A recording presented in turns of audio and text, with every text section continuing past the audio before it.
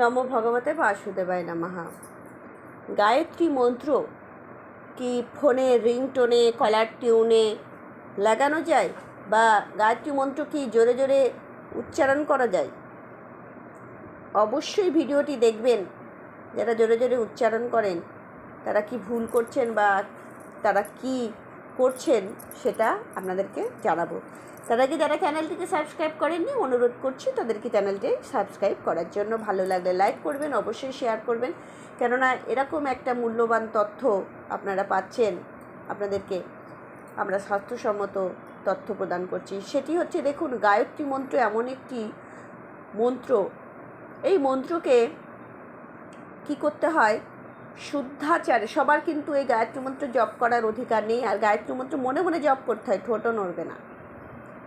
দেখুন, গায়ত্রী মন্ত্র করার আগে ন্যাস আছে, সাপ মোচন করতে হয়, আবার গায়ত্রী মন্ত্র পাঠ করার পর বিসর্জন, বিভিন্ন পদ্ধতি আছে। সেগুলো যদি না করেন তাহলে গায়ত্রী মন্ত্রের কোনো প্রভাব পাওয়া যাবে না।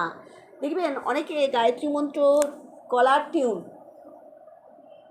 টিউন, রিংটোন,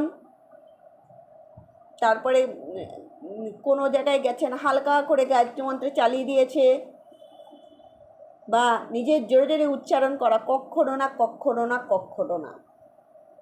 এগুলো হচ্ছে গূঢ় মন্ত্র, গুহ্য মন্ত্র। এগুলো একদম নিশ্চুপে জপ করতে হয় মনে মনে। যারা বেদজ্ঞ পণ্ডিত তারা জানেন এর নিয়ম কানুন। আরও অনেক মন্ত্র আছে যেগুলো আমরা, সেটি শিব মন্ত্র বা কৃষ্ণ মন্ত্র আমরা উচ্চারণ করি, সেগুলোও করা উচিত নয়। সেগুলো আপনাদেরকে আমরা জানাবো যে সেইগুলো কোন মন্ত্র। কিন্তু ভবিষ্যতে এই গায়ত্রী মন্ত্র নিয়ে সচেতন থাকলে আপনাদের জীবন সুন্দর হয়ে উঠবে। না হলে কিন্তু এর প্রতিক্রিয়া, মন্ত্র এমন একটি পাওয়ারফুল জিনিস, এর সাথে ছেড়খানি করলেই আপনার কি হবে, জীবন ধ্বংস হয়ে যাবে। আপনাদের জীবন সুন্দর হয়ে উঠুক, পরমেশ্বর আপনাদের সাথে থাকুন, এই কামনাই করছি। ভালো থাকবেন। হরি ওম।